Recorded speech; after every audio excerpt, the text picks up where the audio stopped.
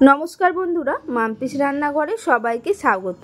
आज के आमी गाटी कचु रेसिपि निये हाजिर हयेछि। एटी एकटी निरामिष रेसिपि, खूब सहजेई बाड़ीते बानिये फेला जाय। यदि भालो लेगे थाके ताहले बंधुदेर साथे शेयार करे देबेन। এই রান্নাটি আপনারা খুব সহজেই কম মশলায় বাড়িতে বানিয়ে ফেলতে পারবেন। খেতে ভীষণই ভালো লাগে। যদি ভালো লেগে থাকে তাহলে অবশ্যই একটা লাইক করে দেবেন। তাহলে দেখে নিন আমি কিভাবে বানাচ্ছি আমার আজকের রেসিপি, সরষে দিয়ে গাটি কচুর তরকারি। এই রেসিপিটি বানানোর জন্য সবার প্রথমে আমি নিয়ে নিয়েছি 250 গ্রাম গাটি কচু। গাটি কচুগুলোকে আমি ছাড়িয়ে নিয়ে পাতলা পাতলা করে কেটে নিয়েছি। দেখুন এইরকম ভাবে গাটি কচুগুলোকে কেটে নিয়েছি। আর নিয়েছি একটা মাঝারি সাইজের টমেটো, সেটাকে কুচিয়ে নিয়েছি। আমি এখানে একটা মশলা বানাবো, তার জন্য নিয়ে নিলাম 1 চামচ কালো সরষে, 2 চামচ হলুদ সরষে আর 7 থেকে 8টা কাঁচা লঙ্কা। ঝালটা আপনারা নিজেদের প্রয়োজন মতো দেবেন। এদিকে আমি কড়াই গরম করে নিয়ে দিয়ে দিলাম সরষের তেল। তেলটাকে গরম করে নিয়ে দিয়ে দিলাম 1/2 চামচ কালো জিরে। ফোড়নটাকে 15 থেকে 20 সেকেন্ড নাড়াচাড়া করে নিলাম। এরপর এর মধ্যে দিয়ে দেব কেটে রাখা গাটি কচুগুলো।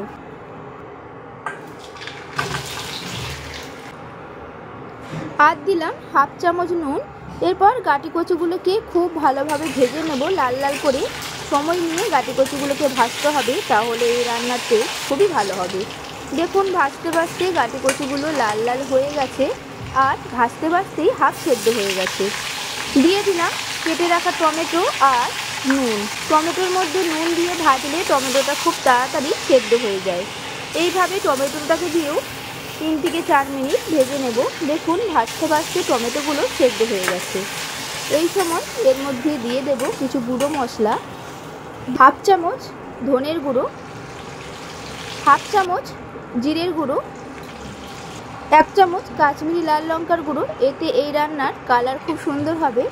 আর দিলাম 1 চামচের একটু বেশি হলুদ গুঁড়ো। দিলাম 1/2 চামচ চিনি। নিরামিষ রান্নাতে চিনি দিলে রান্নাটির টেস্ট খুবই ভালো হয়।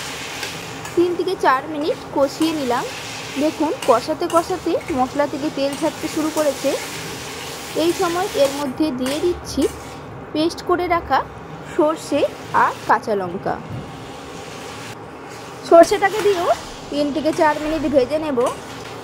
দেখুন ভাজতে ভাজতে যখন মশলাটা শুকিয়ে যাবে, তেল ছাড়তে শুরু করবে, তখন এর মধ্যে দিয়ে দেব জল।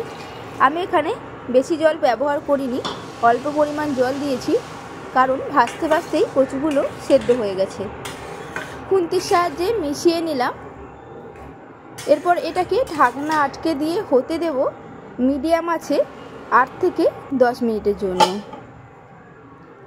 10 মিনিট পর ঢাকনাটাকে খুলে নিচ্ছি। দেখুন ঝোলটাও অনেকটা শুকিয়ে গেছে আর তেল ছাড়তে শুরু করেছে। নিরামিষ এই রান্নাটিতে একটু বেশি পরিমাণ তেল দিলেই খেতে বেশি ভালো লাগে। শেষে দিয়ে দিলাম ধনেপাতা কুচি। ধনেপাতা কুচি দিয়ে 2 থেকে 3 মিনিট নাড়াচাড়া করে নেব। এখন গাটি কচুগুলো সেদ্ধ হয়ে গেছে। এরপর আমি গ্যাসটাকে বন্ধ করে দেব।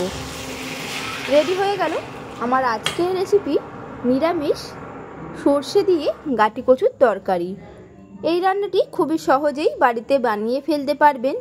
আমার এই রেসিপিটি আপনাদের কেমন লাগলো কমেন্টে জানাতে একেবারেই ভুলবেন না। এইভাবে গাটি কচুর তরকারি বানিয়ে দেখবেন, খেতে ভীষণ ভালো লাগে।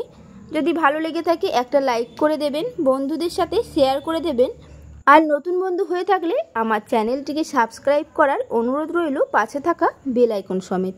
তাহলে আমি যখনই কোনো নিত্য নতুন রান্নার ভিডিও আপলোড করব, সবার প্রথমে আপনাদের ফোনে নোটিফিকেশান চলে যাবে। সুস্থ থাকবেন, ভালো থাকবেন, ধন্যবাদ।